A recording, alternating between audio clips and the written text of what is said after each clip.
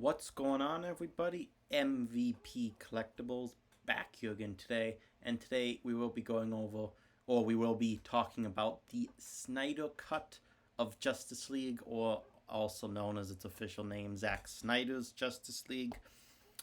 This will be a spoiler review, so anyone that does not want to be completely and utterly spoiled about the Zack Snyder's Justice League, do not watch this.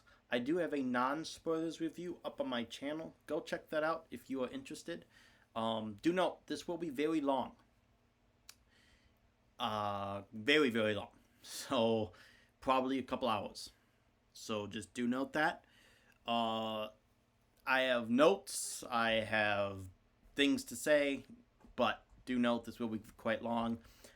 Overall, this movie is freaking awesome. I love this movie. It's 4 hours. Does it need to be 4 hours? No. But it is still just incredible. Like, it's so fucking good. It's so good. It is my favorite DCEU film. Second to BVS Ultimate Edition. Third would be Man of Steel.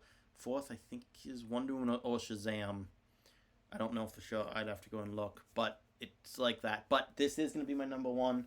It's going to be far superior in almost every way to the theatrical cut of the film. Even though I'm going to call it the theatrical cut, because if you really see this movie's not it's not completely different than the Joss Whedon cut. Like, if the Joss Whedon cut would be 4 hours, it would almost be the same movie. So, like, yes and no. Of course, there's stuff that Joss Whedon added which fucking suck. Don't get me wrong. Like, this is like, I'm not saying that the Joss Whedon cut is really good. I'm not saying that at all. I'm just saying that people are saying this is 100% a different movie. No, it's not.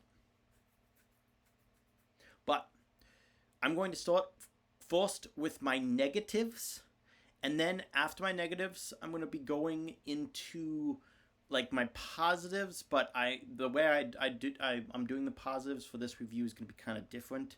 But we'll get into that in just a little bit. First, we will start off with the negatives. This movie, there's certain stuff in this movie that really does not need to be in the movie. One of the biggest ones that come to mind is the Aquaman singing, that kind of stuff, which is funny because, like, they also could have added some stuff. So, like, if you get rid of that, and then I keep going back and forth about the Flash intro scene about him saving Iris. There's certain stuff in that scene which I like, and then there's certain stuff in that scene, the overall scene, where I'm like, wasn't really that necessary. But I mean, the scene was the scene was okay, but you could cut that.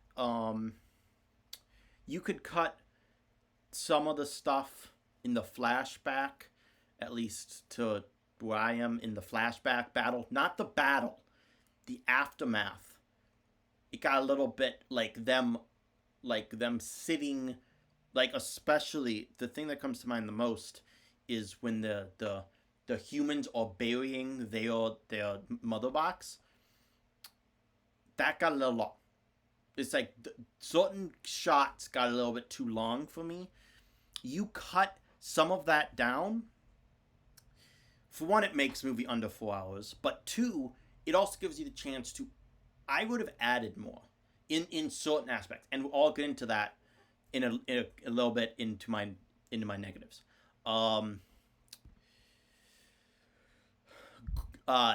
Gordon, I thought that Gordon, now this is me, of course, me thinking, so this is kind of like my expectation a little bit, so I'm not really going to knock it for that, but Gordon really wasn't in this, and this isn't really a negative, it's just more of something that I wished that they would have had, and something that, like, J.K. Simmons, who plays Commissioner Gordon, said that he filmed a lot more and that they cut it out. And yes, there is more of Gordon in this movie than in the theatrical cut.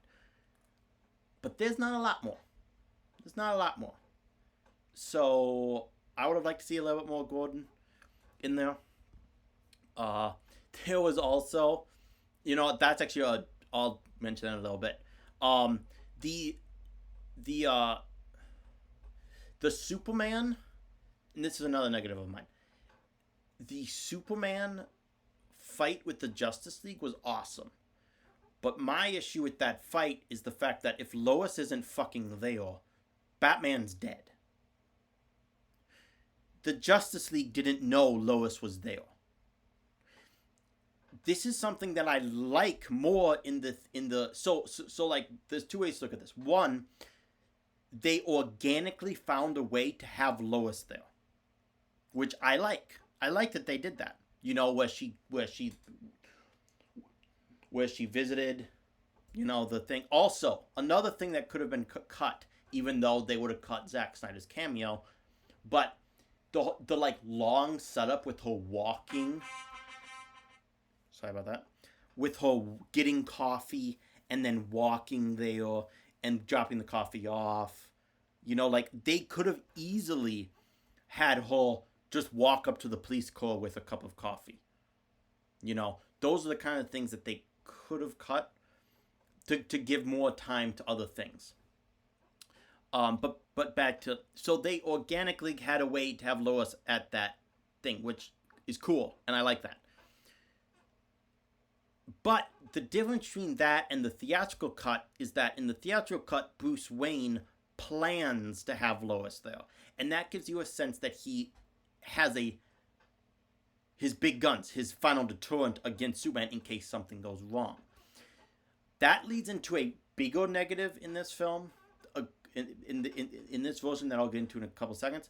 But if you guys see my train of thought here, it's kind of like they didn't have a plan if Superman was bad. Like they didn't have a contingency plan, and that to me is a lack of planning, mostly on Bruce's part. Where in the theatrical cut, now of course, again, I like the fact that they got her there by herself, but still, I'd like to see maybe a little bit more plans. That also brings me into another negative. Bruce Wayne in this movie seems a lot less prepared. Now, one of those reasons is because, yes, he has more screen time in this movie, and in the theatrical cut, they went boom, boom, boom, boom, boom, boom, boom, boom, boom. So it probably seemed like he was more prepared. But in this movie, there's several instances where you're like,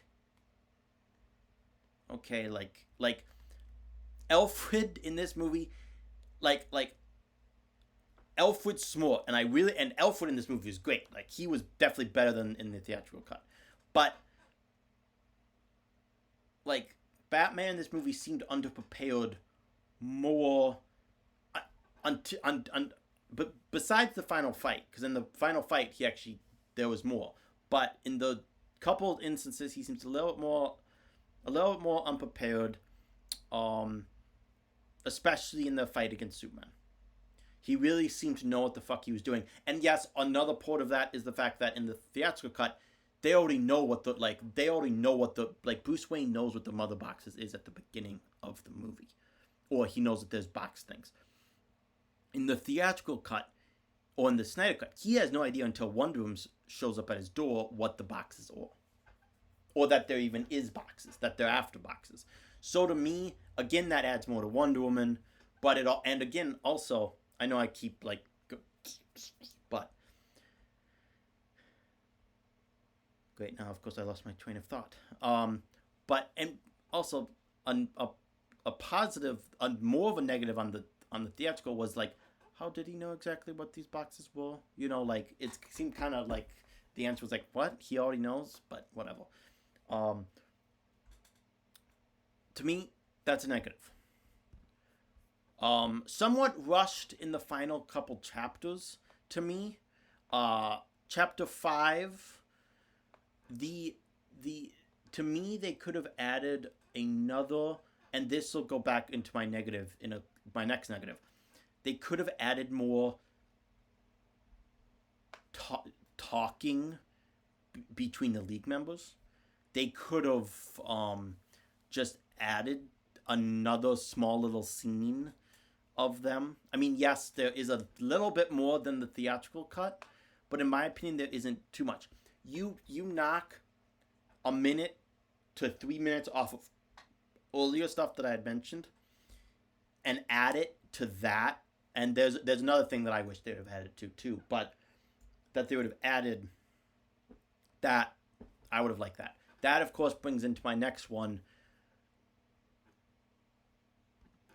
They like the whole the banter to me between the league members seemed a little off. Some of it was better in the theatrical cut even. That goes back to shows you Joss Whedon is a very strong at dialogue or making forming chemistry. He is really strong at that. I'm now, of course, the chemistry is better in this. Like the characters in this movie are much better. I'm not saying they aren't. I just wish that they would have added another couple, like another scene or two, especially two characters talking to each other.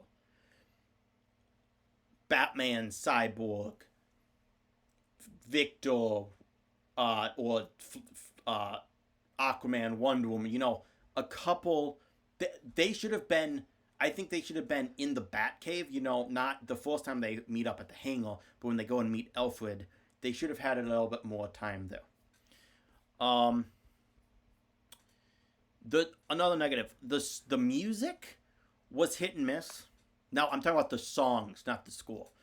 The songs were hit and miss.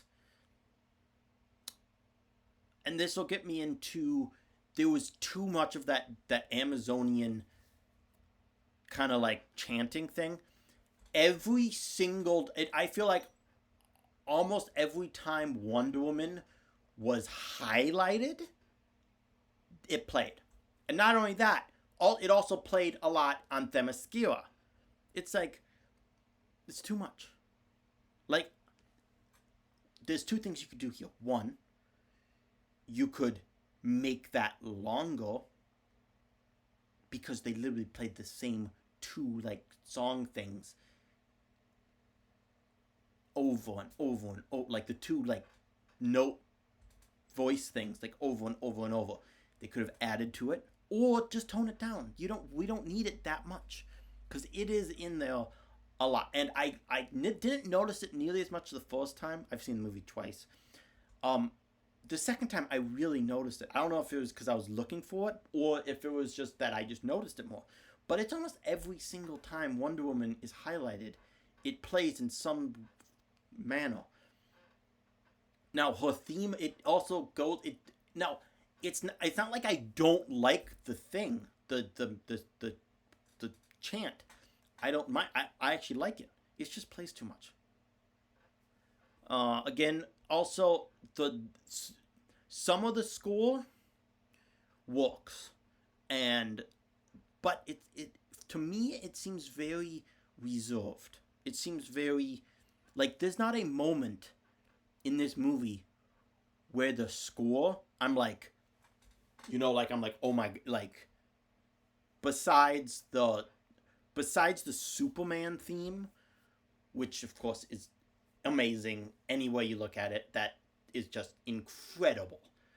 The best music, the best moment in this movie with music is when they're all around the table and Flash is like, it starts playing a little bit before he says this, but you really notice it. He says, okay, I'm thinking it. Is anyone else going to say it? And then the Superman appears. That's the best, like, it's his theme. That to me, I'm like, oh, this is just beautiful. This is just beautiful. And then that's the best, that's even the best score of the movie.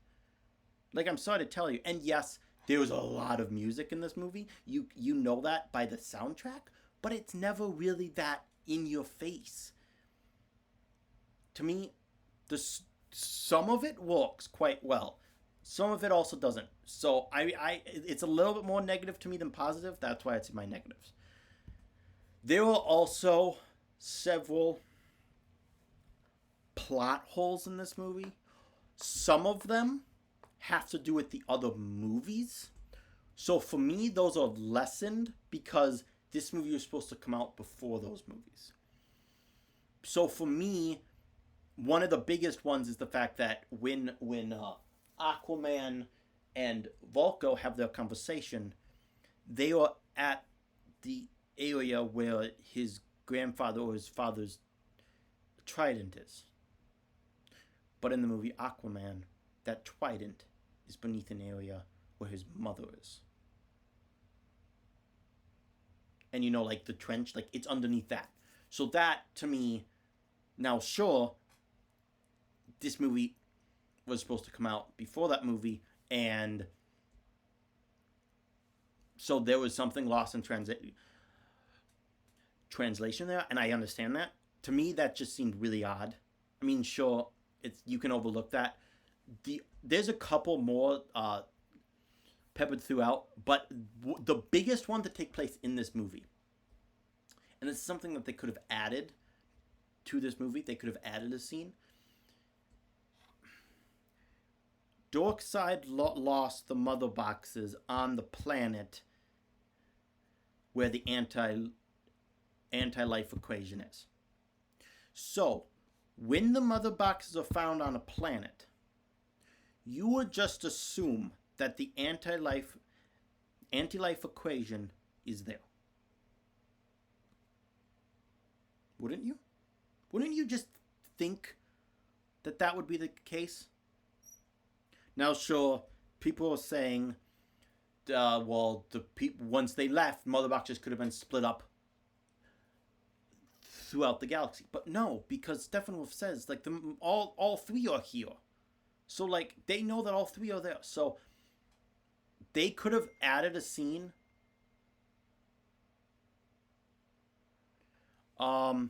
They definitely could have added a scene with. Now, they could have. Darkseid could have had 3 hours of screen time in this movie, and I would not have been satisfied with how many times Darkseid's like the greatest. Like, I would love seeing Darkseid in everything he does forever. Like, I want Darkseid's own movie. You know, like, just epic. They could have added a little bit more Darkseid. Not a lot, because I get he's not the main bad guy. But they could have added a little bit more, especially a scene that gives us what he is thinking. We never got that. Like what, you know, like a scene where Desaad goes and reports after Steppenwolf reports back to him with the first couple times he speaks to him alone. We could have seen a scene where Desaad is going and talking to Darkseid. That would have been awesome, right? That's not really a negative. That's more of a wish, but it's going back on that plot hole. Okay, that is all my negatives. Of course, I'll probably come up with more. There's some stuff. But now the positives. Now, for my positives, I'm actually now this isn't really positives, but I have a character breakdown of the main Justice League members. I didn't make one for the secondary characters. I'll talk about them a little bit, but so what I'm going to do now is these aren't really positives. The positives are, it's almost impossible for me to come up with just positives, but just know this movie's better in almost every way. I mean, almost every single way this movie is better. So those are my positives, you know, and of course I'll talk about more. But we're now going to talk about each individual character. And we're going to the order of Flash, Aquaman, Batman, Wonder Woman. Well, you know what, actually we'll do Batman. We'll do Wonder Woman, Batman, Superman, and Cyborg. Cyborg will be the last one because Cyborg in my mind he benefits the most of this cut. He's insane in this movie. So, Flash, fun fact about the Flash, he wasn't introduced. His introduction scene in this movie wasn't until 1 hour and 8 minutes in. his sit down or his meeting with Bruce Wayne, his first meeting, an hour and a half. To put that in perspective, the entire length of the theatrical cut is less than 2 hours. So if that just shows you, like how long it's crazy. It's just the opening credits of this movie, or I don't know if it's the opening credits, but the prologue until chapter 1 is 9 minutes. I'm looking at the breakdown right here. The first chapter or the prologue is 9 minutes. The part 1 is 28 minutes. Part 2 is 32. Part 3 is the longest at 42. Part 4 is exactly half an hour, 30 minutes. Part 5 is 32 minutes. Part 6 is a minute shorter than the longest at 41 minutes long. And the epilogue is 19 minutes. So there's a breakdown for you how long each one is. But again, The Flash in this movie, his introduction scene was both good and bad. It had positives, it had negatives. I really like the song, the love song that played. I thought that was really good. That was one of my favorite songs that they played.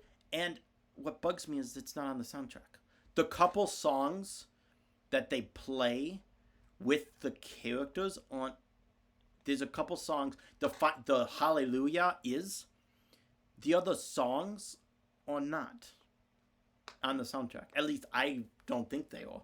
Which I think is weird. Of course, they don't have the rights to, whatever. But to me, it's just a little strange. He wasn't quite as funny. This is both a positive and a negative. He wasn't quite as funny. Of course, the whole brunch thing. There's several other scenes or several other exchanges where he's not as funny. But then again, he does. There is some humor in this movie with the Flash that wasn't in the theatrical cut. So there you go. That's both. In this movie though, he is more badass. That end scene, oh my god, where he is going back in time is just epic. I was going to say awesome and I transitioned halfway through. Epic. That is so cool. The visual effects there of him running and the things are appearing in front of him is so cool. That's so cool. They could have added a little bit more for us to understand exactly what was going on. Especially when the explosion happens. Because if you notice, they don't show anyone. Like, clearly the League blows up. Superman blows up. Wonder Woman blows up. We see them coming back together more. We don't really see them blowing up. I'm not saying that they should have added detail, because that would be a little gross. But we didn't really see much of that. Going back to the Flash, he did have good. He was probably the best one-on-one banter wise, but that's just more of his personality. Again, in the end fight, like there is not a character in this movie that isn't better in this version than the theatrical. In my opinion, there isn't one. In my opinion, there is not one. In my mind, the closest to being a wash, meaning the same, would be Aquaman. But even he was better because he had added scenes. So, I just.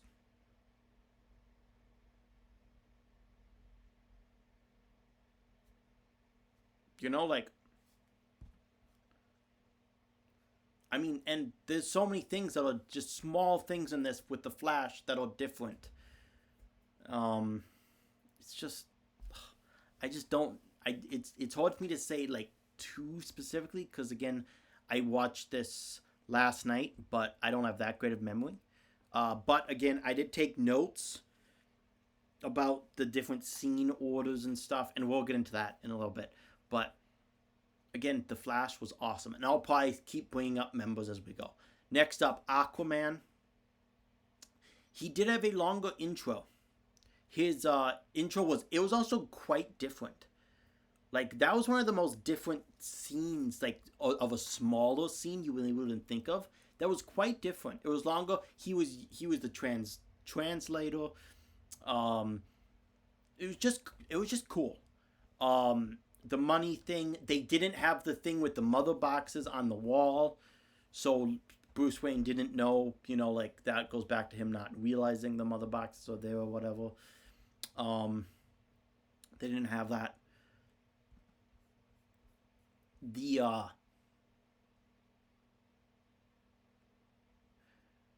the Falco scene again opened up a plot hole, but whatever, because I won't really consider that really big because this movie came out beforehand and whatever.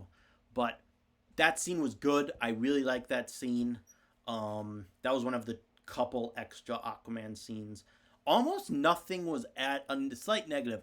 Almost nothing was added with Aquaman with the League itself. They even deleted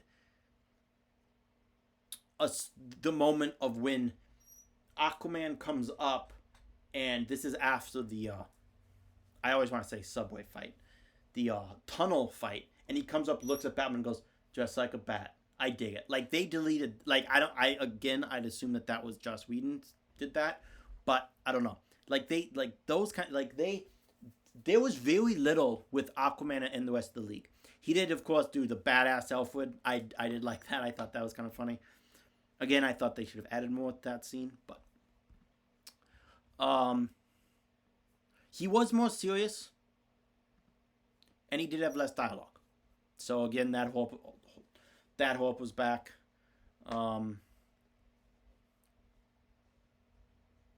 It just is what it is. Some of that's a positive. Some of that, to me, is a slight negative. But overall, just judging this movie and not going off of the theatrical cut, which I kind of need to stop doing. I need to kind of judge this, comparing the two. I need to judge, and you can't really compare the two. This is so much better. I need to stop, leave that where it is. I mean, then again, yes, but I'm also going to be comparing differences. So, he was more badass. In the final fight, he did more the thing where he speared the guys. I can't remember if in the theatrical cut if he does the riding the Batmobile thing. I honestly can't. He might. I don't remember. So if he does, and then of course when he jumps up and gets saved, and then then he surfs the guy. I don't know if that's in the theatrical cut. It might be. I haven't seen that in a couple years, and I did not watch that to prepare for this because I wanted to. I should have, but I just kind of wanted to just watch this. I did watch Man of Steel and BVS Ultimate, but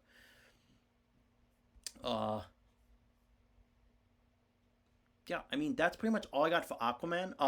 They did add, or there was the scene at the end where him and Mio and Volko are on the surface, and he says he has to go visit his dad. I like that.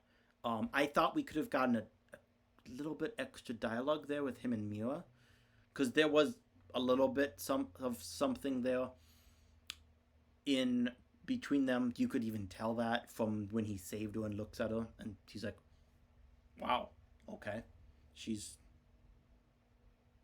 beautiful," or something like that. That you kind of got that from that look he gave her. That scene. I'll talk about that scene for a second.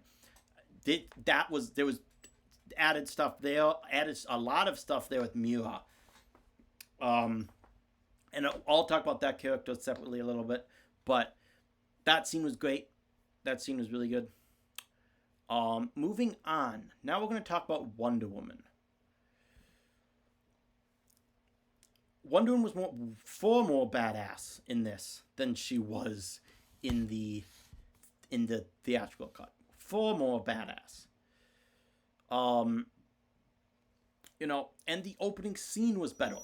It was more great, definitely more badass. They added a lot more. Even the small little things, the looks she gives is different. She's definitely more brutal. She kills those people are dead. She kills them. Everyone's like, people, they don't kill, blah, blah, blah. Those people are dead. I'm sorry to tell you, especially the guy that she did the thing to, the boss. Oh, yeah, he's dead. He's dead. The guy she throws on, there's blood. He's not waking up anytime soon. Also, in that scene, it added more heart with her, bending down, helping people up, bending down, saying, you can be whoever you want to be. Just those small little moments. So good. Her investigating the invasion. Again, longer. The only time, at least that I can remember, that she uses her powers, or you see her, abilities, when she's dressed as Diana, when she drops down. That was cool. She uses the arrow. That was cool. I like that.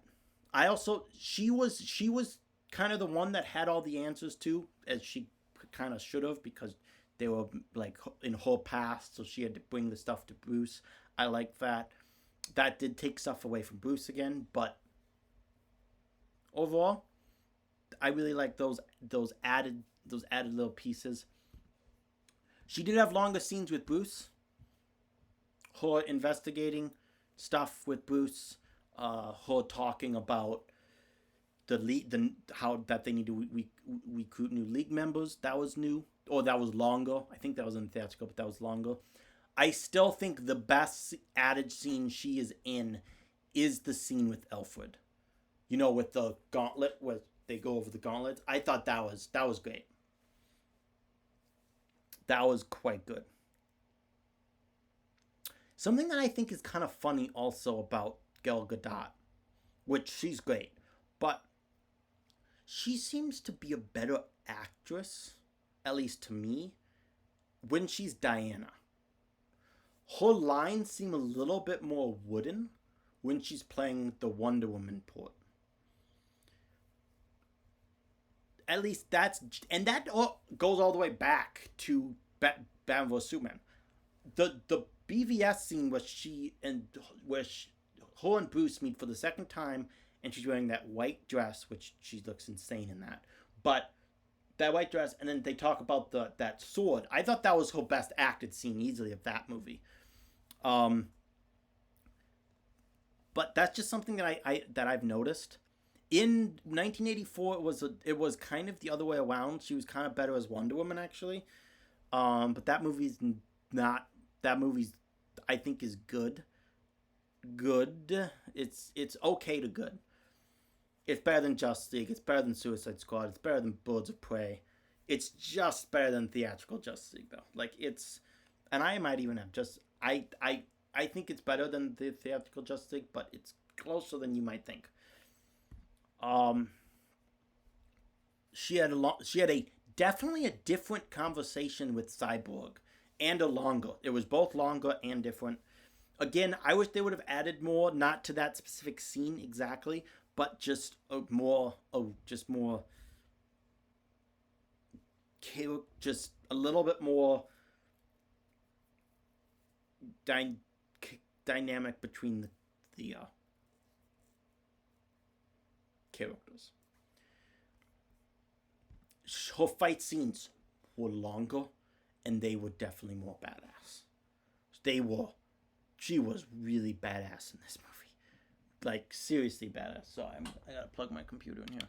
Just very badass.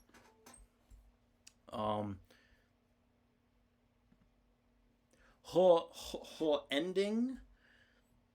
Now, I'm going to talk about the epilogue by itself, so that's why I'm kind of avoiding the ending of each character. So, it was good, but I'll get into that in the next. She was, again, very badass, especially in that end fight. She's actually the one that killed Steppenwolf. You could have said Aquaman did. I mean, they kind of both did. Superman sets it up, and then, Aquaman, and then he throws him, and Wonder Woman chops his head off. Quite good. She was awesome.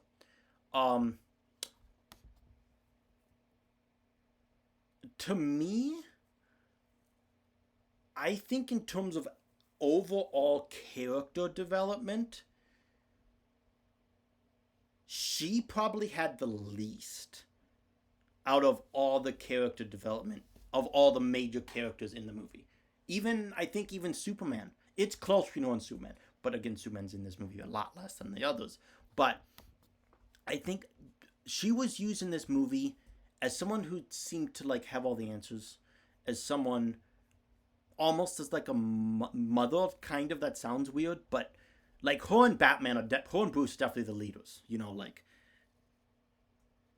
they're definitely the leaders. So to me, Wonder Woman, she was great. Again, better in this movie than the theatrical. But okay, we're now gonna move on to let's just talk about Superman.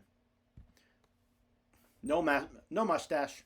That's what I had to mention. But before I start, no mustache issue. No weird shitty CGI, which is great. His resurrection is better. You know, he pops up. It's longer.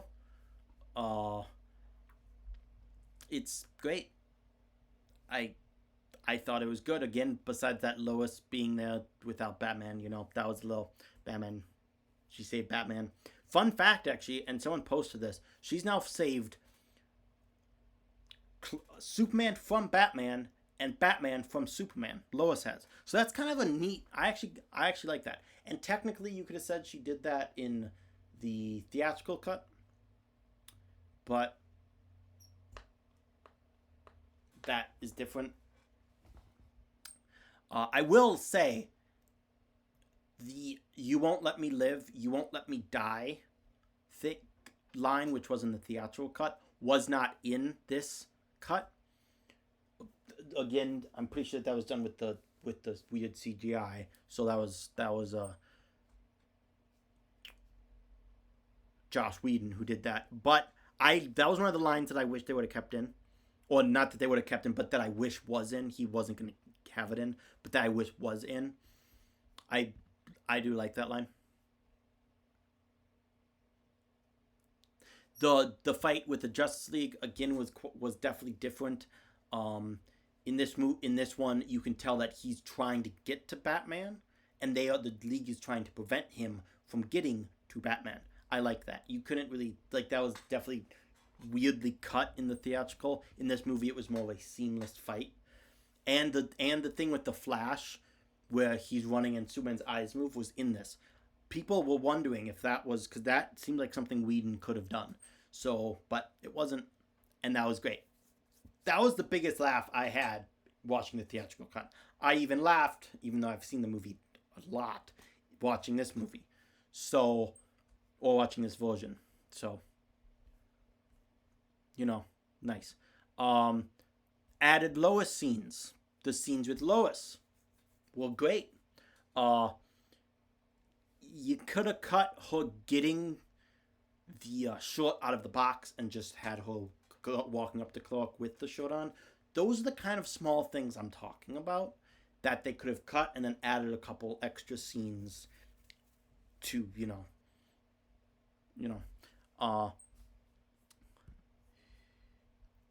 I'll get into that in a second. His overall dialogue was better. Again, it was longer. His scene with his mom was longer. His scenes with Lois was longer. Is Lois pregnant? Someone said that Joss Whedon said, not Joss Whedon, that Zack Snyder said she was. And that there's another thing going around that Zack Snyder had actually planned to make their child the next Batman. To me, that doesn't make much sense. Because one, in order to be a new Batman, he would have to be, 20? And now, spoiler warning, Bruce Wayne's, you might be screaming at you, Bruce Wayne's Batman. At the end of Justice League 2, Bruce Wayne is supposed to die. That's what Zack Snyder had originally planned. He was going to sacrifice himself to save or to do something.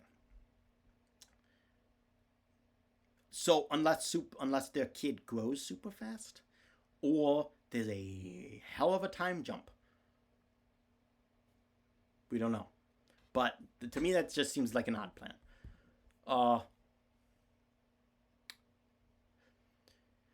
His fighting was better. His fight scenes with Steppenwolf, even with the League, was definitely better.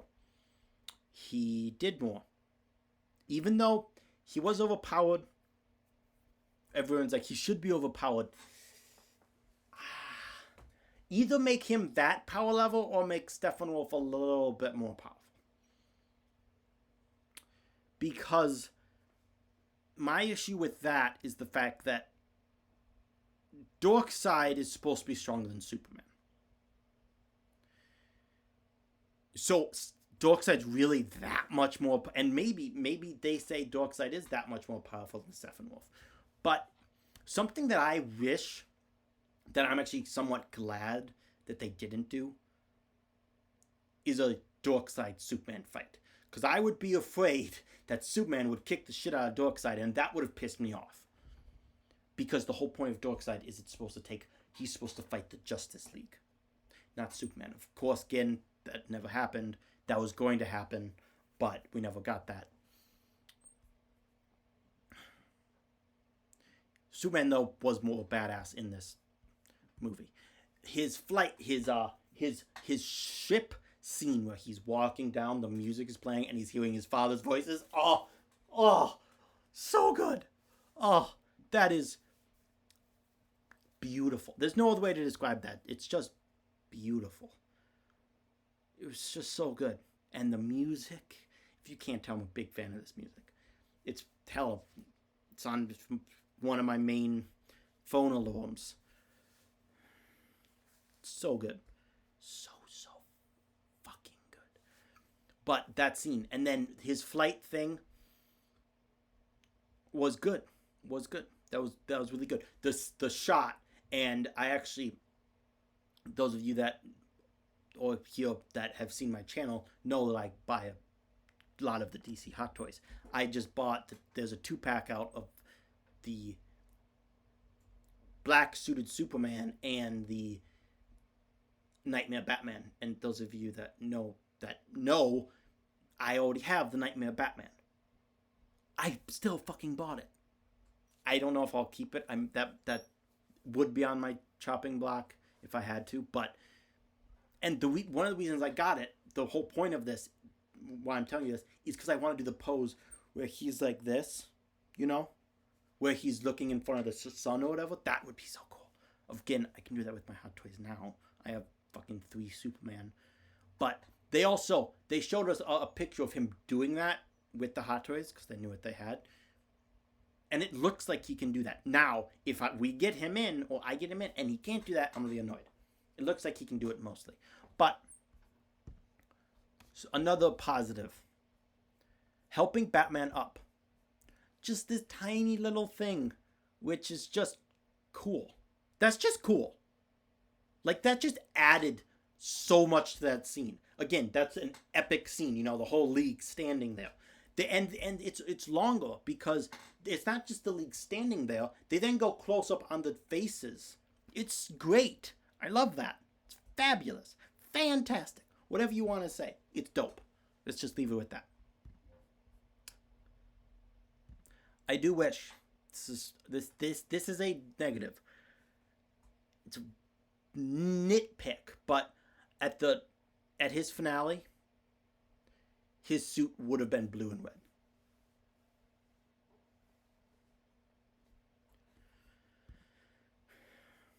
Okay. Batman. Moving on to Batman now. His personality is much different in this movie. Much different. There's no more, he is tall. Fuck that line. That line. Or, I do not like you. Oh my god. Oh, those are like the 2 out of the probably 3 worst lines of the whole fucking movie. Oh my god, I hated those. Neither of them are in here, so thank God. Seriously, when Steppenwolf landed on, the crawler, and that, you knew that line wasn't coming, and then it didn't, I'm like, yes, it's not in here. Like, you knew it wasn't gonna be, but I'm like, yes. Again, he's very different. Again, that's also negative. He didn't have as much answers. He didn't seem to have all the answers. Again, he had several new scenes with Alfred, which were great. I thought those were really good. He didn't plan as much for Lois. No cringe one-liners. Again, he did have a couple longer, one or two new scenes with Wonder Woman, which I like. I mentioned that in the Wonder Woman one. I like those. He is definitely more badass. Like, definitely more badass. Yes, he cannot fight four parademons at once. He fights one, he struggles, and then he wins. You know, and something that is cool about that scene where he kicks the parademon and then he through the thing and then he kicks him again and he falls down is they actually showed the guy land. You know, like that's cool. That's cool. Um, I mean, he's just far more badass. The end fight scene, I do have a couple negatives with Batman. Like he wasn't inside. He was on the outside the whole time, and we kind of didn't know exactly what he was doing. And now I'm talking about towards the end of the fight. The beginning of the fight where he's in the Batmobile is sick and awesome, and I love that. Slight negative though.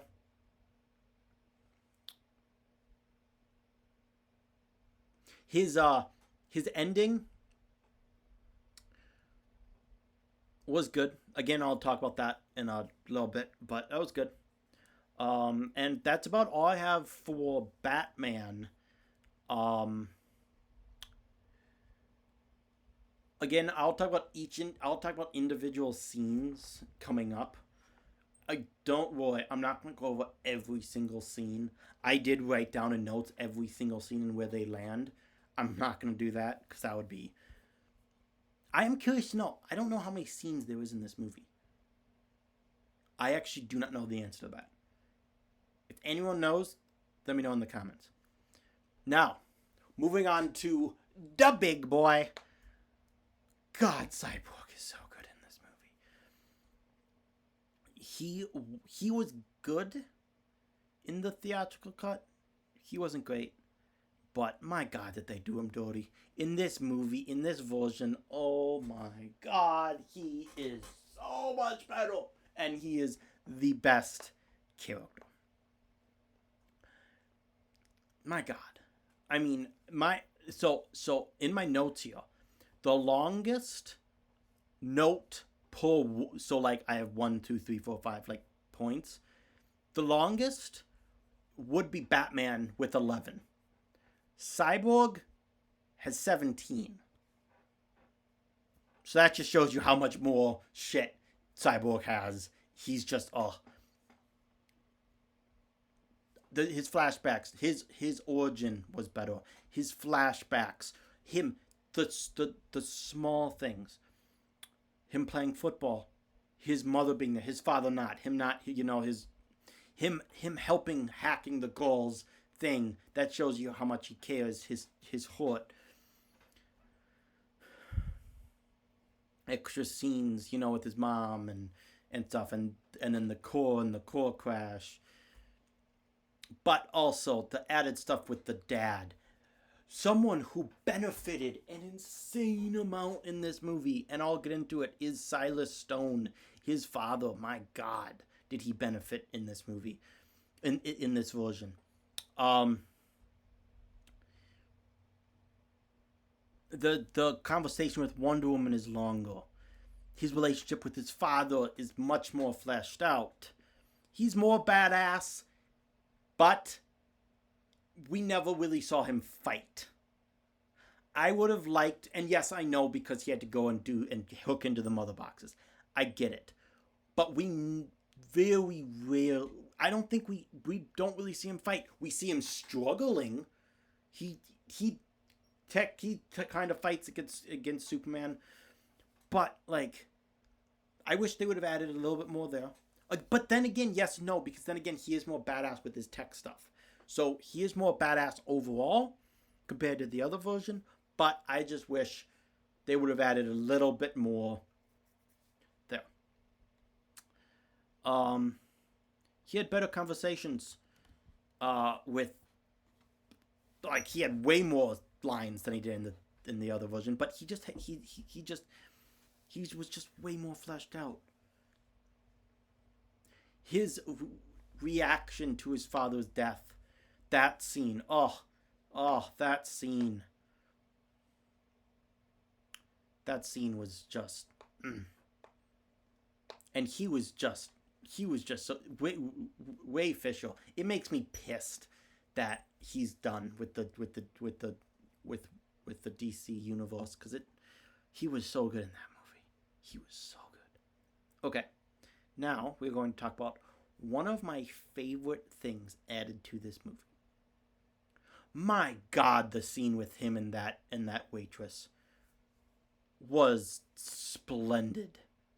That, for those of you that don't know exactly what I'm talking about, it's the scene where he gives the waitress the money, where he looks through her life struggles, her life story, and that is just gorgeous. That's above beautiful. That's just gorgeous. That, to me, I watched that and I'm like, my God, that's just, how the fuck you cut that? Warner Brothers and Joss Whedon. I mean, come on. It's fucking like 30 seconds.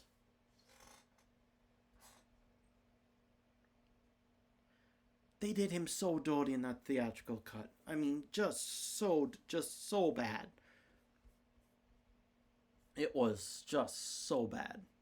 He was just sitting there, and all of a sudden, it's like something clicks, and he's scrolling, and then that's all we get.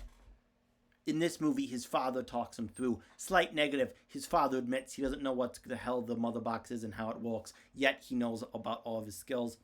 To me, there's a little slight disconnect there. It's kind of easy to overlook. Do note also, guys, this movie has no major negatives. No major negatives. Probably the biggest negative for me is the dark side plot hole. That and maybe actually the just too much of the Wonder Woman or of the Amazonian chanting. Those two might be that, and then the third would be the cutting out some things. Those are the three biggest, and those aren't big negatives. So, oh God, that scene though, Cyborg. Oh, there's just so the stuff with his dad, the bonus scenes, it's just insane. So, we're gonna talk about the other characters now, just for a second. We'll start with Silas. Silas Stone in this movie had way more to do, and he died. In the theatrical cut, he survived, and he fucking he's in the movie like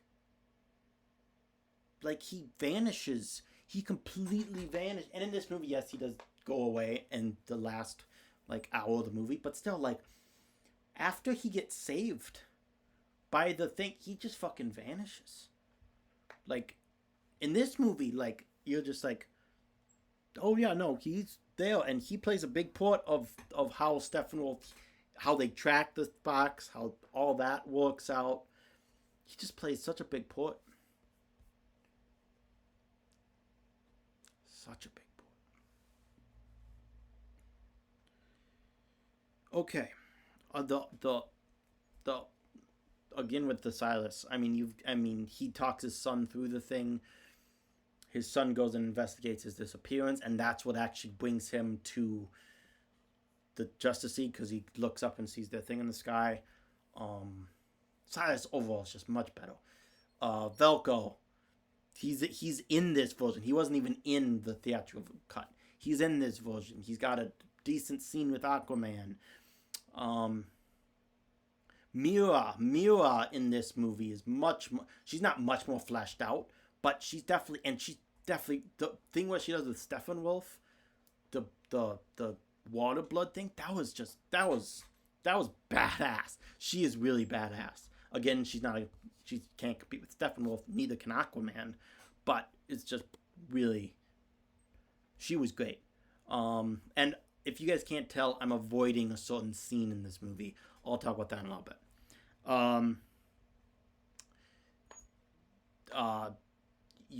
What other characters you got? You got Commissioner Gordon. He was good. He wasn't in it that much. I wish he would have been in it. Maybe another little couple seconds. Um, I do also wish, and I'll talk about this when we get to it more. I do wish that I don't know if it's I think it's the beginning of the epilogue where it's Silas Stone's voiceover, which again much different and awesome. That's just awesome. You know, no. All I'll say is I wish it was a little bit longer. That's all I'll say. Um, okay, well, I mean, yes, there's a lot more characters. There's Flash's dad, which I thought was better than the theatrical cut. Some people thought that was the opposite. I thought he was better. There's Iris West, which was introduced in this movie, which that scene to me was good and bad. She was good. There's just so many. Oh Jesus, Lois Lane. I'm like blanking. Like Lois Lane she had a lot more screen time in this movie. Like she was not in the theatrical cut nearly as much. She was better. She was more fleshed out. The scene with her and Martha was good. That scene was a little bit long, but also it was good. It was good. Overall, just really good. Martha, good. She was good. Okay, now I don't really know how to do this. I think I'm just gonna go over by scenes, but in a quick, and of course I'm not gonna go over every scene, but kind of the differences. I'll highlight some things. The intro with Superman dying was quite good. That it added a good amount of plot, of a different plot compared to the other one, and then it goes around the world and shows each mother box opening. I thought that was really good. I'm not gonna say this is a negative because it's not a negative to this movie, but the opening of the theatrical cut of Justice League with the song "Everything Everybody Knows" is one of my favorite parts of that entire movie. Now I get it, of course, they're not gonna. That was Josh Whedon, or that was WB's decision to have it by that. I really like that part of that movie. Do I wish they would have switched it out completely? No, because this intro fits this movie more. Two, it adds more. What's the word I'm looking for? It adds more story beats. It adds more. Also, in that scene, we see Lex and Steppenwolf. We see a different angle of that, which is cool. It then goes to Themyscira and shows that mother box opening. Bruce, and then it jumps into Bruce tracking Aquaman. So that's cool. And then opening credits end 9 minutes in. So again, that's when the part 1 happens, right when he walks in to go visit Aquaman. After that long scene with Bruce, or maybe even in the middle of it, Martha goes and visits Clark Kent's grave, which was a nice ad. I do like that they did that. And you're like, who is she visiting, Jonathan or Clark? I'd assume she visited both, but it shows Clark, and Pa Kent's actually behind him, or that might be the grandfather, but I'm pretty sure that's his Clark's dad. That scene was great. A completely added scene, which is cool, was Bruce boarding the plane. That was nice. Again, one of the bonus scenes with Alfred. I like that. Again, but that also shows the little bit of dialogue. The banter between characters wasn't great. It was quite good. It wasn't one of the strongest points of this movie, which it was for some of the stuff was for the theatrical. Then of course there's the cringe lines.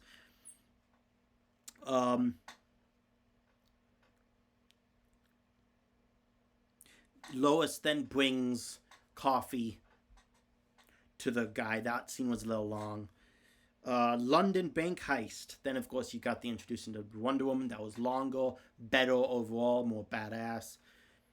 Then it returns to Themyscira. Again, they already showed the Mother Box opening before. Now it returns to Queen Hippolyta showing up. That was cool. And then, of course, you have the invasion. The invasion is definitely longer. Show him your fear. We have no fear. Great, great line. That's something that they could have easily kept in the theatrical cut. The other difference is in the theatrical cut, the parademons come out and they just start attacking. In this cut, they don't. They come out, Steppenwolf wives, they hold their bows, and then they'll show them your fear. Another thing, and then of course the thing collapses. That was neat. That was added. But one of the best parts about the thing that they added to this scene, which I really really liked, was when they trap Steppenwolf. You know, they pull him with the different things. That was definitely added. And then something that was super badass is then of course he pulls the like 3 or 4 horses over his shoulder, really badass. But then you have all the arrows in him, and then he just like flexes, and all the arrows fall off. I thought that was super cool. That was great. And then of course he knocks over the horse. The Queen Hippolyta, she fires at him. He catches it, which I actually don't, in the theatrical cut he flicks it. He just flicks it away. In this one, it's cooler because he catches it and then he holds it and then he snaps it when he's looking at her. That's better. It's more badass in my mind. He then leaves when he sees them, but also he has it. So there's no reason for him to stay. He leaves. They then talk about the arrow, the fact that they need to, warn the world. Steppenwolf arrives at his base, and he throws something that's kind of cool is he grabs the parademon and throws him in, and he's like, "Go find the other mother boxes." And then a cool line here. He will be pleased. He will see my worth again. Of course, referring to Dark. He being Darkseid. Great, just see more depth of the character. Really, really neat port. Bruce is now on the plane. He shaves, which of course is a product placement. That's why he has to be in the movie. Gillette. Fun fact. He talks to Alfred. A much different conversation than in the theatrical cut. He talks about Lex Luthor. He talks about Superman. Then we go really our first introduction to Store Labs. That's the Silas Stone and the janitor. Of course, then the janitor gets taken because of course they're searching for the mother box. Themyscira, they fire the arrow. She gives, and this is different. She gives a prayer. It's longer. It's better. Then it's Diana at the museum. They add that scene's a little bit longer. It's not that much longer, but they added that. Store Labs. They talk to Silas. They also his assistants there. They talk about the 8 people missing. They get the drawing. Cool, whatever. Different. Then of course you get Cyborg's introduction. And then Silas comes home and he says the box needs to move. They're looking for it. Someone is blah, blah, blah. Diana then, she goes and she looks, checks out what's going on with... She then does the investigation thing. Although it's strange that she can just walk right in there. I do like that they kind of had to look around a little bit, I guess. But cool scene. Definitely a lot added there. Aquaman saves the guy on the boat. Cool, different. That was in that cut. But then again, once he reaches the bar or the tavern or whatever you want to call it, it's a different dialogue. The song's also different as he's going out into the water. I actually don't know which song I like better. I probably like the theatrical song just a little bit better. something strange is that song is not on the soundtrack. That's one of the couple songs that is not. He then travels, and that's when we get the Velcro scene. So he must travel straight there or something, because that's one fluid scene. Or you then see him in the water, which is kind of cool. He travels to Velcro, where they discuss that people have been disappearing and that he needs to go and help protect the mother box. Then it goes to Desaad. Steppenwolf calls Desaad. They talk about the fact that he betrayed him and that he needs to conquer 50,000 more worlds in order to even talk to Darkseid. That's when they should have noticed the anti-Jesus. Blanking on the name. Anti-life equation, Jesus, is there. Batcave, that's when Diana comes to the Batcave. I don't have timestamps for these. I also did not put in when the chapters were exactly.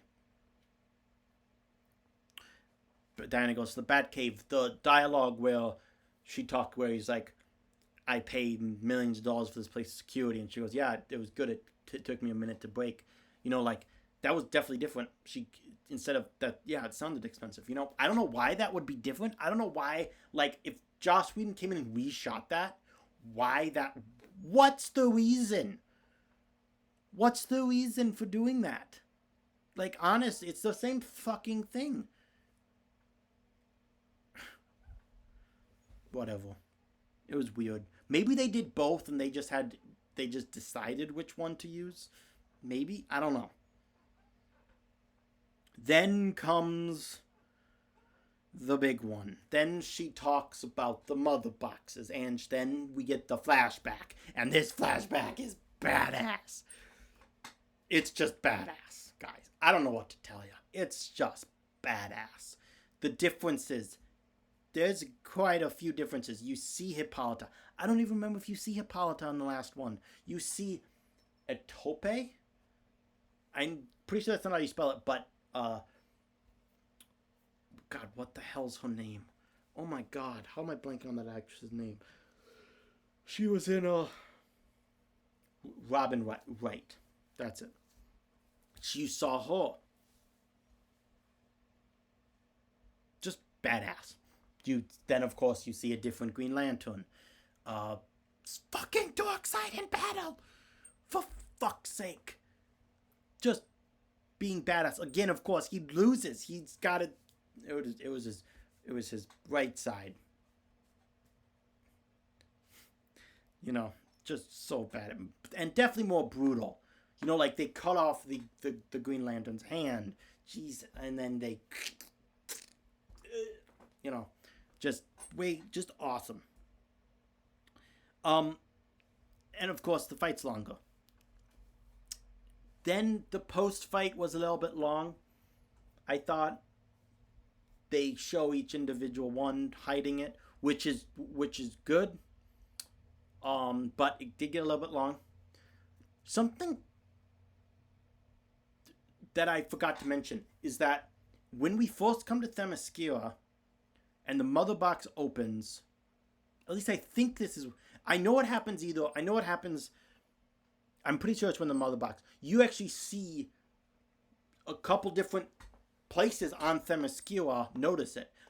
Especially the stables or where the market or wherever, that was cool. I like that small little ad. Then it flashes back to the real day. Bruce and Diana come up with the fact that they have to go out and recruit, and then they decide, okay, you take this guy, I'll take this guy, blah blah blah. Cool. Then it's the end. Then that's the end of Port 2. Then we get to Port 3. Beloved mother, beloved son. This is what I like to call the recruitment. This is what I like to call the Cyborg. This opens up with Barry. This opens up with Barry's... So right now we're an hour, 8 minutes into the movie. This opens up with Barry's introduction scene. Also,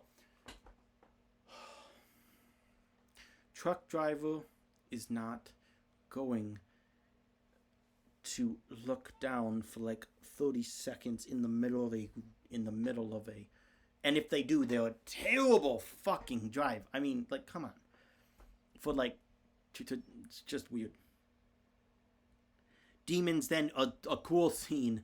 Demons grab Atlanteans out of the ocean. He uses his weird brain thing on him. That was cool, and that actually added to trying to find them.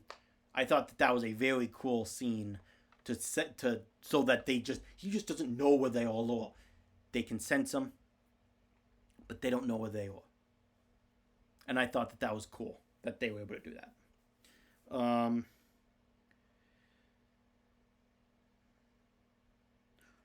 Lois scene. She looks at the pictures, Cape. I know. I'm sorry, guys. I realize I'm going over all of them right now, and I might skip a couple. We'll see. And then Bruce and Diana talk about the individually they decide. I'm sorry. I messed up before. They decide that they have to go and recruit each individual one. So that's when they do that. Then it's the Victor scene. We get the Victor flashbacks. Victor at college. Not in high school. Do note that. In the comic books, he's in high school. At least I'm pretty sure he's in high school. In this movie, he's in college, which makes a lot more sense. And he's playing the Wisconsin Badgers. Fun fact. So that was a neat little nod. Helps Goal with hacking. So, again, he hacks into the school to change her grades because I think her parents died. Was that? I'd have to go back and look for so. It was either her parents died or her parents lost their house. Something. I don't remember the exact word she says, but it was kind of cool because she says, "What have you done to help?" And I do like one thing I liked about that scene, a very, very subtle thing, is that when they go back to who I'm assuming is the dean or the head of, disciplinary thing, he gives a look that makes you think that he's actually thinking about it and that might actually agree. Like he's really that. Now you might look at that and be like, he's not really doing that, whatever. I took that and I'm like, wow, okay, that actually makes me feel a little bit better that he actually might try to do something, but I just really like that look he gave. I don't know, it's very, very tiny little small detail, but he talks to Mom about his dad in the vehicle. There's, of course, this is that whole flashback. And then something that's cool is that in the hospital his dad promises to save him. So you got all of that. Victor present day. That's when the recorder happens. So that's when the whole Victor thing, which is so fucking good. Oh, I love that scene. He learns to fly. Of course, his dad gives him the tape recorder. He learns to fly, which is cool and badass. Just really badass. Okay, it's not really bad. I guess it's not badass. Wouldn't be the right word. It's just cool. Like the trials and tribulations of him, and all this cool shit. His hacking skills. He kind of learns more how to hack, and just the overall way Silas says it and does it. Also, the actor that they have play Silas Stone, to me, they could not have gotten any other actor to play Silas Stone. I don't know if it's better or look. He just when I think of Silas Stone, I'm like, yep, that's him. He's that actor just makes me feel like Silas. He's just awesome. The challenge is not doing it. The challenge will be not doing it. Great line. Then we get, of course, the single mother scene.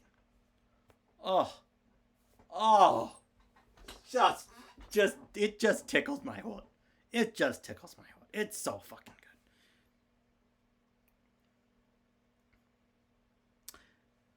Then we get the Flash. Then that goes into the Flash and his father scene.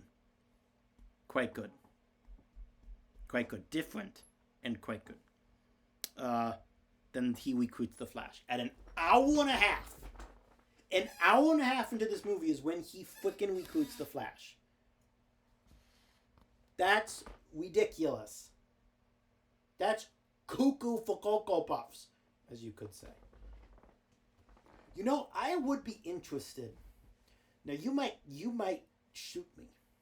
You might take me out back and just shoot me.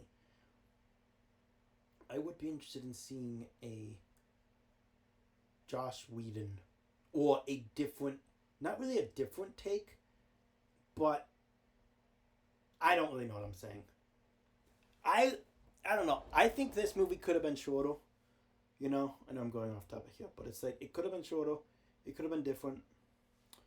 Or it could have been not different, but it's just so good. I don't know why I brought that up. Forget that I mentioned that. It makes no sense what I'm trying to say.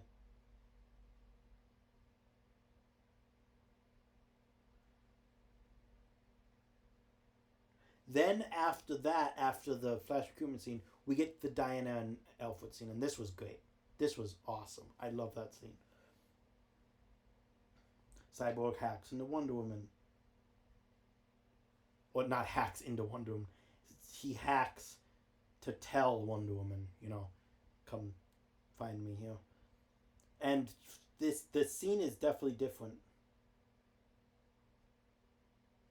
The scenes that Cyborg flies in.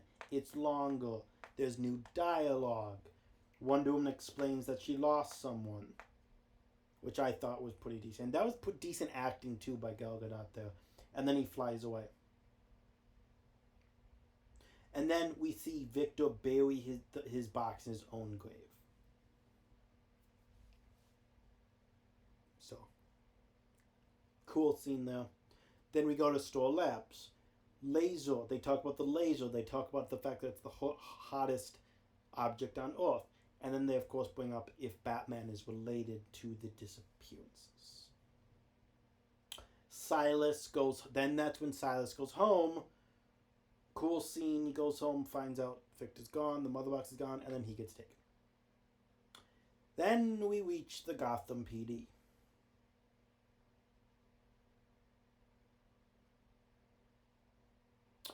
Then we get Stephen Wolf gets Silas underground. Then we get them going at the airport, Barry, Diana, and Bruce. And then, of course, we see the sign. And then we get the Atlantis attack. And the Atlantis attack is more badass, has more mirror, has more setup to the attack, has more Atlanteans again. It's just more badass in every way. Arthur's more badass. The dialogue's different. It's just great. Longer talk with Mira.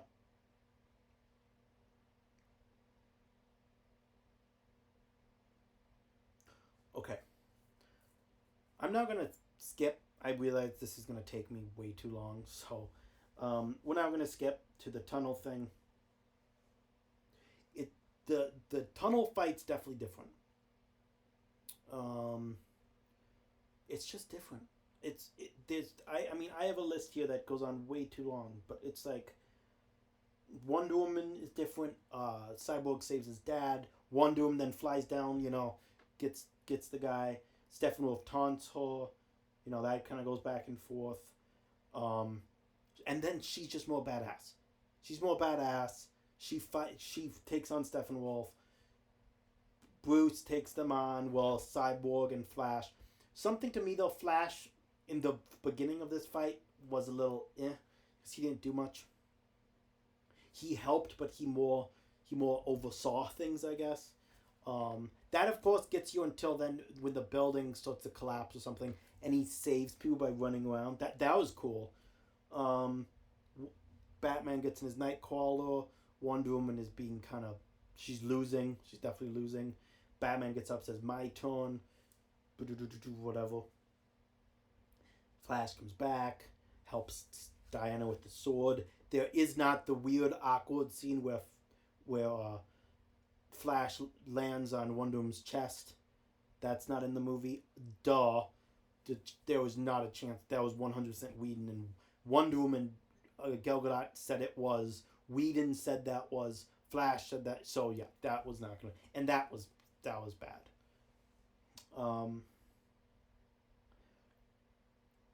There was also in this time there was more dynamic here between Cyborg or Victor and Silas Stone. They had a little bit more back and forth in this port than the other version. Wonder Woman, and then now they're pretty much all in the tunnel. Wonder Woman kind of knocks Steppenwolf back. They then fire. The water comes. Aquaman comes, and Aquaman is cool because you can see him actually riding in the swimming into the water, which is cool.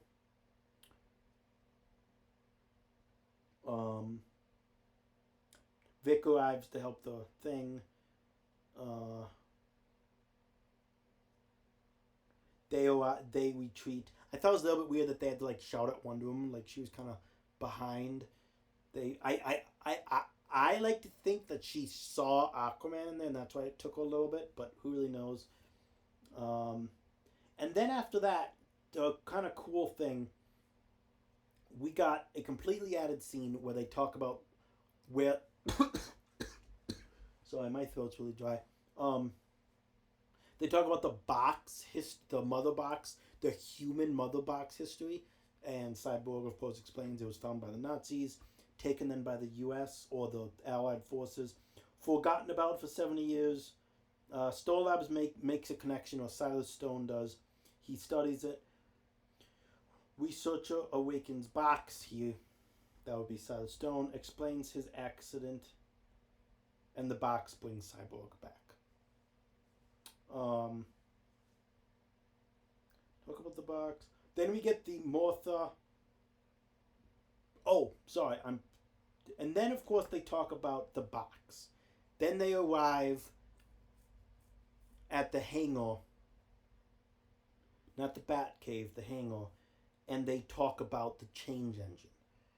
And the fact that it should be able to bring people back.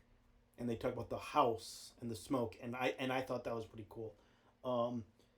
But then, of course, we get the Superman thing. I don't want to say it. Do I want to... Or whatever the line is, you guys know what I'm trying to say. What Flash says. And then the music starts. Oh, my God. Oh! So good. You want to know what I want? You want to know what I really want? I want... You know that small little Superman? You know that with his fist that's made of digital whatever? A digital render of Superman? I just want a handheld one of those. Can I just have a handheld Superman that just can fly like that? And I can order him to do a swinging punch or something. My life would be complete. You'd give me one of those, one of Batman, one of... And then very off topic here, and don't worry, I'll get back. But you do that with sports guys? Oh! Could you imagine a little LeBron James or Steph Curry or something, shooting? Why hasn't that been invented? Just saying. Someone should get on that shit. I, of course, got that from the fact that Superman is a little diagram there. Martha and Lois scene at her house where she's like, you gotta get back into the world, Lois. Then we find out it's Martian Manhunter. Pretty sick. I really like that. And then it goes back to the League. And they're still around the table.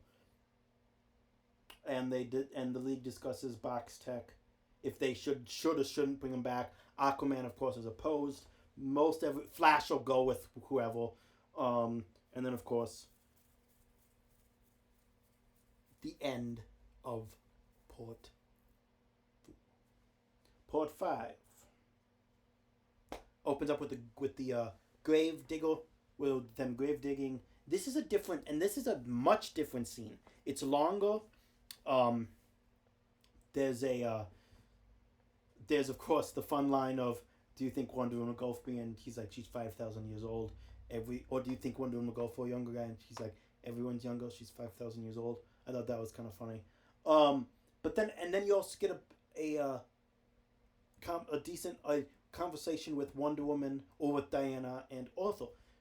Those are the small things now if that scene wouldn't have been in the movie, I would have been pissed. Not pissed, But those are the small things that I like. I really like those smaller, more intimate, character-driven scenes with the characters themselves. I really like that.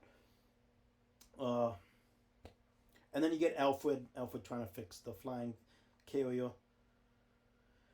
They get Clark's body. Silas is good to go. Then they go back to Silas. He was in quarantine after the incident. He's good to go. I'm just gonna go through these really fast. Barry and Arthur talk about the costume. This is, of course, when he's like port 1 or port 2, when he's gonna be the security guy, try to sneak in. They get prepared to dress. We get that weird line of Cyborg. I wasn't a big fan of that line. I'm always dressed. That to me was Barry gets in after Cyborg hacks the thing. Silas then goes into the ship, talks about the laser. League arrives, and then of course they get the alarm thing. Silas refuses to go. He then sees them. He then agrees to go. They then go into the ship, or they then go into the pods. They look into the pod thing. Lois scene, she grabs the badge from her bed. That's when we see that the pregnancy test. They bring Clark's bodies out. Superman music, badass. Grab Cyborg, blah blah blah. Grab back Cyborg. Lois brings coffee. Flash in position. Lois at Monument. Ship is afraid. They start. And then he sees Future. Planet destroyed. The planet gets destroyed. Then you see Dark, and I have this in order. Darkseid on throne, which was badass. Wonder Woman dead. And she's dead, and like Darkseid's like at her funeral. So he's like he definitely killed her. Like there's no he probably just. But what's funny is like you can't notice how she died, so I don't know. He probably I don't know. But then you see him attacking Atlantis. He kills Aquaman. You see him use his Omega beams. Fucking Christ, fucking Omega beams, people. Most badass thing in the world. God, it's so fucking badass. It's just beautiful. It's so beautiful. You then see Superman as Lois, because that's Lois's burnt body. You then see Darkseid put his hand on his shoulder. We then see Superman floating, holding the Batman cowl. Superman returns at 2 hours and 39 minutes. Fun fact. He returns at 2 hours and 39 minutes. Box falls into parking lot. Lois sees Clark. Of course, floating above. Silas takes the box. Clark goes to Monument. Then we have the fight. It's different, but also kind of the same.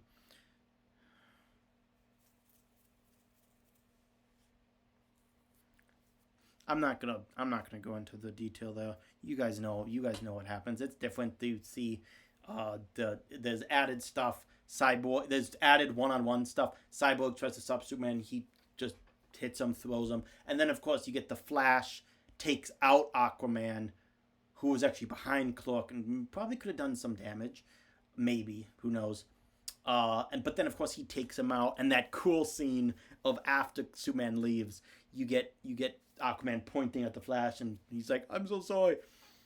Actually, something that's funny. Hold on. I actually saw this photo. Maybe, where is it? Oh, here we go.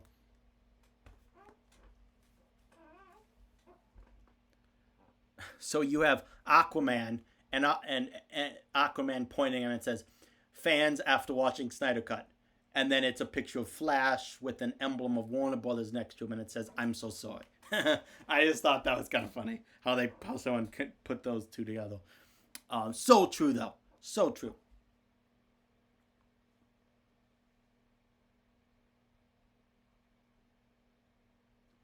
They then watch the boom tubes open. The Steppenwolf comes down. Silas Stone dies. Of course, they figure out not he was trying to add a tracking system to it. He wasn't actually trying to destroy it. They discover the way to track the box. And then that ends port 5. And then we get into port 6. And port 6 opens on the Kent form. Again, this is the difference. She goes through, gets the short thing. She explains why his mom isn't there, that she got behind on the payments. And then we get the League goes to the Batcave. They meet Alfred. This is another thing that should have been a little bit longer in my eyes. Clark goes to his mom. Clark sees his mom. Sorry. Superman ship scene. And then we get the one-on-ones kind of with the Justice League. It starts with Cyborg by himself, and then you get Aquaman and the Flash talking to each other, and then Wonder Woman goes up to Bruce, and then he talks about the vision he had of the Flash. They then go and get onto the transport. And then we have a different transportation talk. Of them breaking things down. We don't have that weird Aquaman thing where he is crushing on Wonder Woman. Then we have the end fight, people. And the end fight is awesome. Okay? There's no other way to explain it except the end fight is just cool. It's just cool. It's bigger. It's longer. It's every character's more badass in it. You have the scene. I mean, even Cyborg. This is not at the beginning, but flying, using his things, destroying his parademons are dying. Just badass.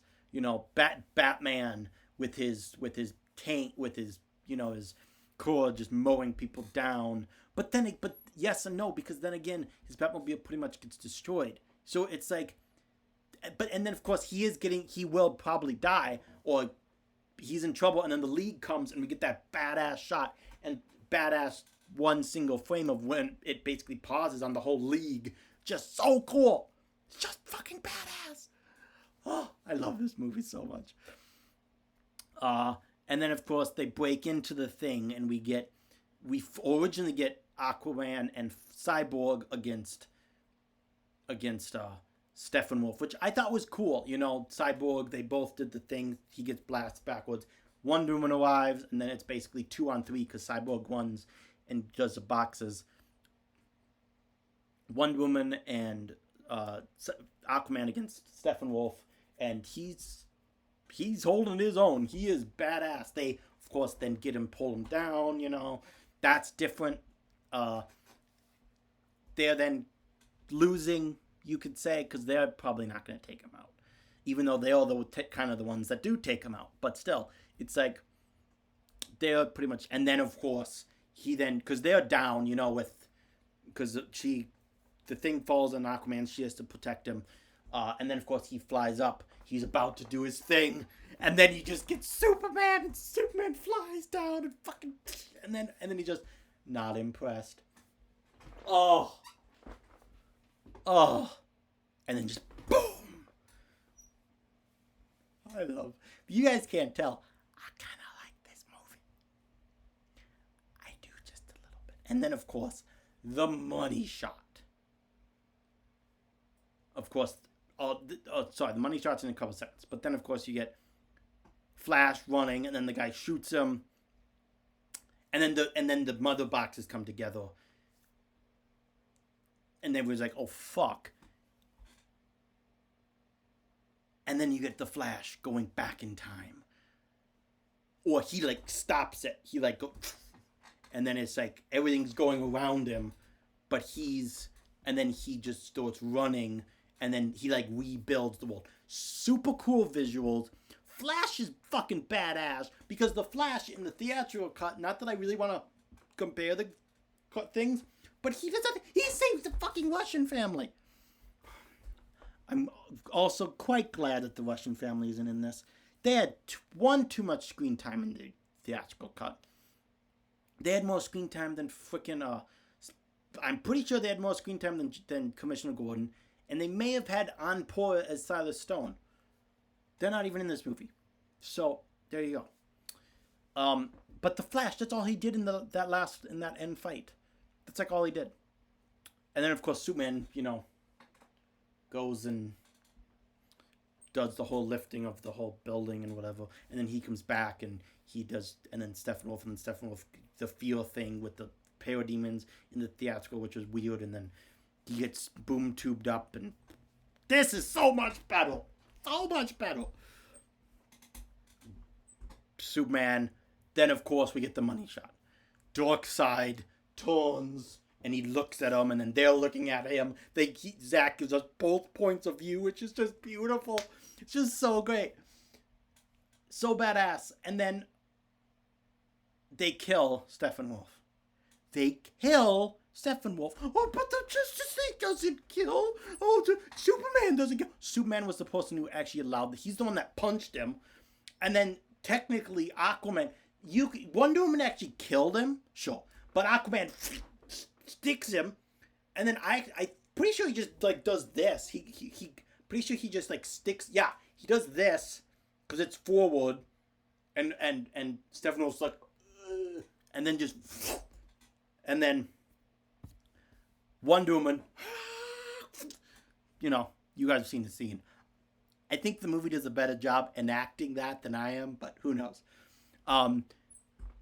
So badass. And then, of course, his head flies through Darkseid, and Darkseid just crushes his head. And if you notice, guys, the size of Darkseid, his foot is much bigger looks bigger than his head, than Steppenwolf's head. And Steppenwolf is huge. So, my God, dude. Oh. And then... something that I am so happy that they kept in, because they could have cut it, was, I don't remember exactly when it is, but they go to an only apocalypse.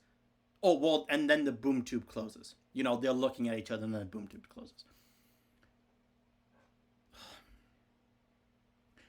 The scene with Desaad and Darkseid, where they discuss that he failed, he shouldn't have allowed him to do it, or he shouldn't have trusted him to do it, and then Darkseid's like, yes, I know. Prepare the Armada. We will let nothing get between us and the anti-life equation. Prepare the Armada. We will do things as we used to, or whatever. I'm so glad that they kept that in, because that could have been something that they could have cut, and they didn't. And I'm super happy. That was anything with Darkseid. Just so fucking badass, people. Just so fucking badass.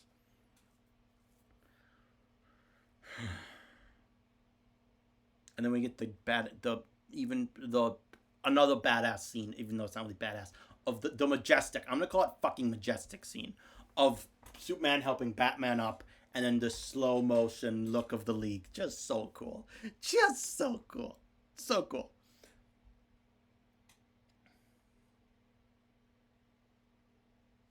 Yeah. And then we get the epilogue. Now, the epilogue is really good. Really good. I do wish it would have been a little bit longer. My biggest negative about that epilogue is it's not really a negative. It's more of a preference. I wish they would have had a blue-black, also a red and blue, or blue and red suit when he pulls his thing open. I also wish they would have added another one or two scenes of the League together. Not really, they didn't have to be fighting anything, but just, maybe one or two, just another added scene. I don't really know of what, though. That's kind of the whole thing.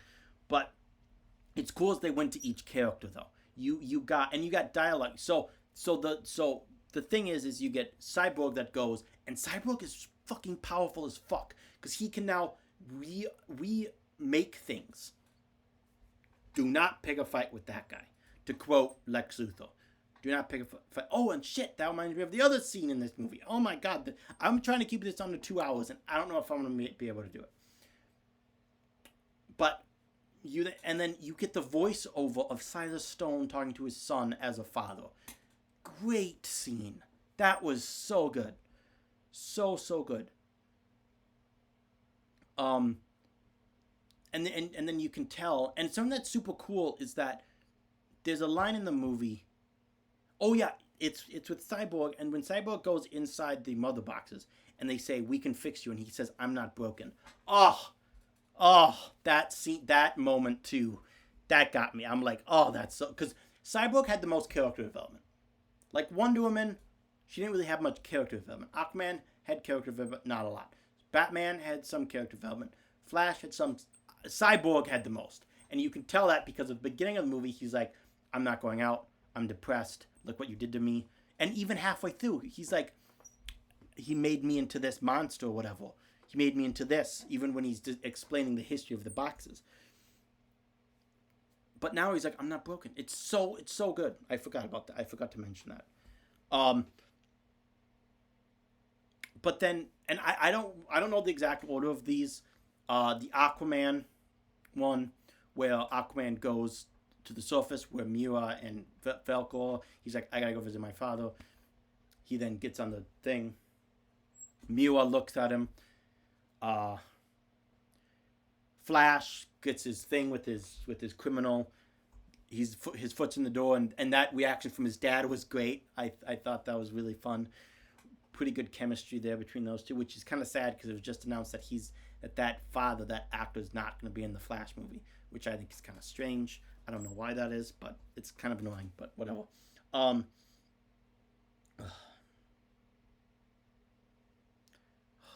movie's so good. Of course, then you get Superman, or you get Clark Kent and Bruce Wayne, and he's like, I bought the bank. You know, that scene. And then he says congratulations. Some people think he's saying congratulations because Lois is pregnant. Zack Snyder confirms Lois Lane is pregnant, or his thought, in his mind, she is. But he could also be congratulating him about the engagement. One or the other. Then we get the Wonder Woman, and this one's the shortest, with no dialogue, but it makes you know what she has the arrow, and she's looking off into the distance with a sad look on her face, and all you know is that she just misses her home. That just gets hammered into you in those couple seconds there. I wish they would have maybe done another scene with her in her costume or her outfit or something, maybe. But then we get the scene with, what was the Cyborg finale? I think there was one.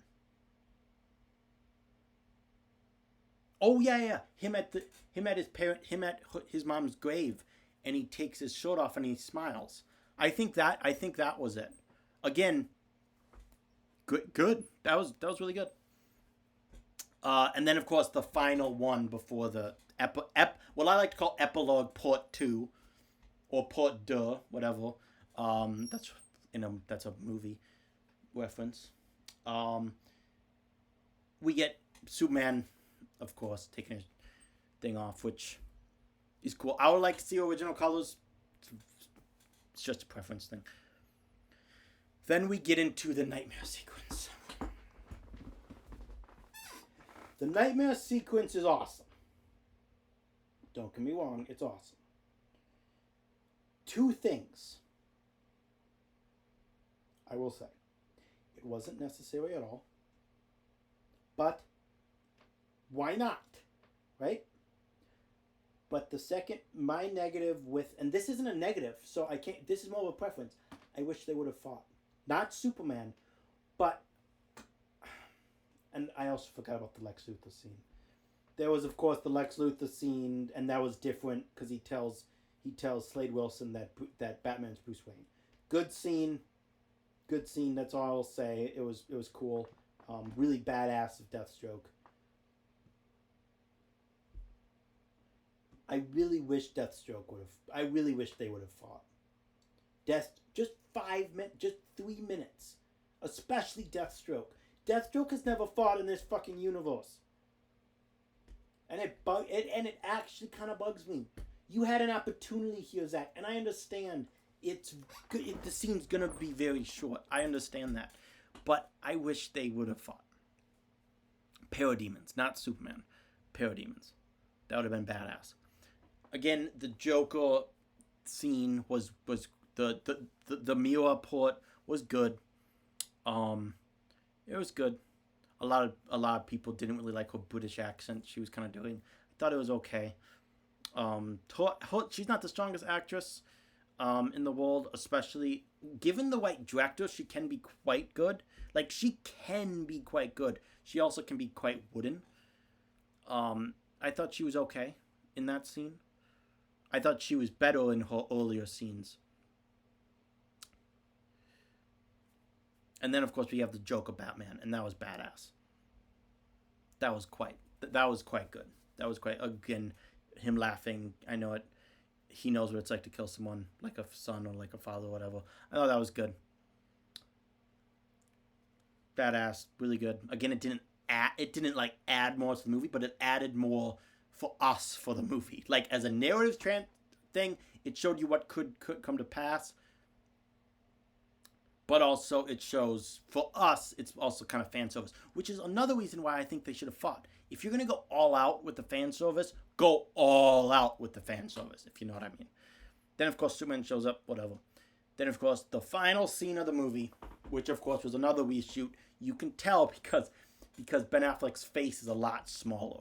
If you guys didn't notice that, he had lost a lot of weight, and that was clear in the final scene. In the nightmare scene, it wasn't as much. You could tell. You could definitely tell. But in the theatrical cut, or I've been talking for a long time. You guys can tell I'm almost done with this. Trust me. It was just great. It was good. Martian Manhunter was unnecessary. Of course, Zack Snyder's original idea was to have a couple Green Lanterns show up, which would have been really cool. But Martian Manhunter shows up. It does bug me. It's like, okay, so many aliens come to Earth, fight Superman and Man of Steel. You literally are part of that because, of course, he was General Swanwick. You were literally right there. You did nothing. An alien shows up, destroys Gotham, or destroys a lot of things. You're watching it on television. You're the Secretary of Defense. You do nothing. An alien invasion happens. Parademons show up. Steppenwolf shows up. They Superman and Wonder Woman, they collect a bunch of people to come help fight. You do nothing. Then you finally decide, okay, fine, I have a stake in this. I should go and fight. To me, that's a little bit iffy. I like that he's there, and of course, he's a badass character, and it adds more to the movie. So I'm not gonna say it's a negative at all, but to me, and it was cool. So to wrap things up, and I'll give you my final thoughts. But the last thing I'll talk about the movie itself is the song "Hallelujah" that played in the credits was fabulous. That's one of my favorite. Right now, it's one of my favorite versions of this song. The long opening with the piano, and then her voice. It was great. It was really, really great. It was a great version of that song. And of course, then the For Autumn thing that came before that was just beautiful. It was just awesome. So yeah, guys, this movie was fucking insane. It was fucking insane. I've seen it twice. I'm gonna see it continuously. But, guys, this is me begging Warner Home Media and begging AT&T, Warner Brothers. Frickin', I don't care who the hell I have to beg. I don't care if I have to beg the AT&T CEO's nephew who could go and talk to him or something. Please get this on physical media. Please. Everyone online is like, oh yeah, it's coming out in a couple months. Not in the US. And in very few countries. In Australia and maybe the UK, but not in the US. It will be, I have a feeling it will be minimum a year. If we ever get it, it will be minimum of 1 year. And I'm just hoping, because of course the HBO Max exclusive thing, I'm just hoping that we do get it. I don't think we will. I'm talking about here in the U.S. You people around the world will get it on physical media. You will. But the fact that it's an HBO Max exclusive here in the U.S., I just don't think we will. And I don't care. The minute I'm able to order a steelbook of this, I will.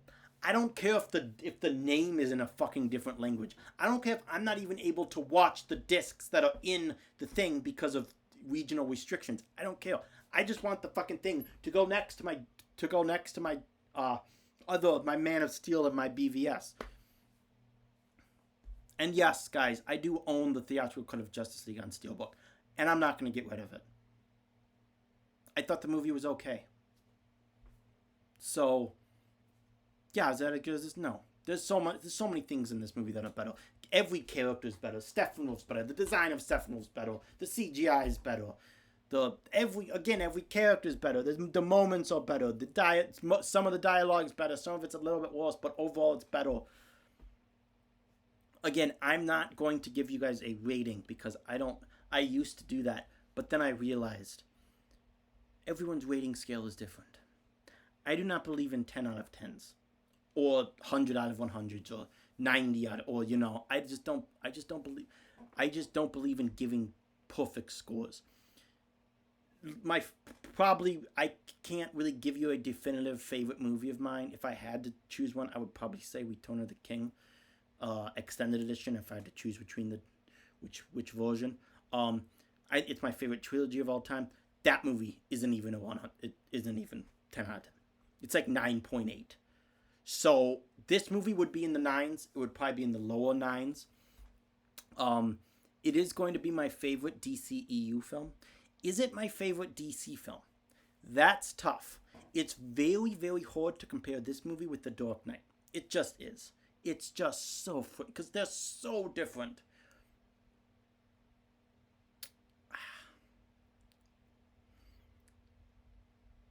I don't know. I'll have to watch this a couple more times. I'll have to watch this and The Dark Knight on the same day, maybe even. We're just gonna have to wait and see. It's just too hard. It's just too difficult to compare them because they're so different. Like I'm leaning one way and then I think of something. I'm like, nope, it's too even. I can't even. But guys, this has gone on way too long. I just love this movie. Is it long? Yes. Did I stay up till 6:15 in the morning to watch it when it came out at 2 o'clock last Wednesday night? Yes, I did. I had my Mountain Dew. I had my Skittles. I'm like, I'm good. I had my Skittles. My Skittles were done in the first hour. Mountain Dew lasted 3 hours. So, there we go. If you wanted an in-depth look at how I watched the movie, there you go. That's what happened. It's phenomenal. Almost every single thing in this movie is better than the theatrical cut. Now, everyone's like, does this mean we're going to get a Justice League sequel with Zack Snyder? No. I'm sorry to tell you, no. Everyone's like, well, they made this movie for $70 million. Why can't they? Because this movie was already shot and they spent $300 million to shoot it. That's why. Everything in this movie, up until the nightmare sequence and then the last scene with Bruce and Martian Manhunter, was already shot and in the can. A lot of the visual effects weren't done, but it was in the can, which means it was complete. They would have to put up $200 to $300 million to do a Justice League 2. One, I don't even know if Zack Snyder's interested in doing a Justice League 2. Two, you're not going to get the cast back. You can get Gal Gadot back. One, she's under contract. She's one of the only ones under contract. Henry Cavill is not. Ben Affleck is for the one part of the Flash movie. But then you run into a problem, and it's not called Ray Fisher. He's done. He's not coming back after his public thing. And I'm not going to get into that. But after the public thing, he's not coming back. It's not going to happen, guys. I know everyone's like, we need to do this. We need to say we store the Snyder Cut. Or we store the Snyderverse. Be very happy we got this. I am thrilled that we got this. Am I upset that it's an HBO Max exclusive and I can't just buy this or I can't have this physically? Yes. Do I wish this was in theaters? Oh, fuck yes, I do. This in IMAX would have been insane, especially since it would have been the whole screen. It would have been fucking incredible. And hopefully at some point they do that. But we're not going to get that. The future of the DC movies though is pretty strong. You know, we're getting multiple movies are shooting this upcoming month. You know, we're getting The Flash with Ben Affleck in it, a Supergirl which she looks awesome. I'm looking forward to seeing her in that. You know, we're gonna have to see, but we get that. We get Black Adam, which is the Rock, just his ego. I mean, that movie is The Rock's, Dwayne Johnson's movie. He's the one in charge of telling them when they're fucking shooting, pretty much. I mean, it's crazy. But that movie's supposed to shoot at the same time as The Flash. Shazam 2 is coming up. Wonder Woman 3 is in the pipeline. Aquaman 2. I am super excited for Aquaman 2, guys. And yes, Amber Heard's coming back. Deal with it. I'm super excited for that. I'm just super, super excited for the future of DC. Would I lose my shit over a Snyder-directed Justice League 2 with Darkseid as the main villain? Oh, fuck yeah. I would give every single one of those movies I just said not exist. Cancel them. If we got a greenlit Snyder Cut, confirmed cast, everyone coming back, I would do that in a heartbeat. But it's not going to happen. Okay, guys. It's gone on plenty long enough. I want to keep this under 2 hours. So, this movie's badass. It was my most anticipated film of all time. Or a version of a film of all time. I'm beyond ecstatic about it. Did it live up to my expectations? Yes. Did it super duper exceed them? It didn't super duper exceed them. I would say it was probably a little bit over my expectations, which my expectations were crazy, so that's great. But, guys, this movie's badass. Please like, share, and subscribe. Do all of that great, great shit. Go Wild. Go Twins. Go Timberwolves, I guess. Skol Vikings. And until my next video, guys, all hail Zack Snyder. And bye-bye.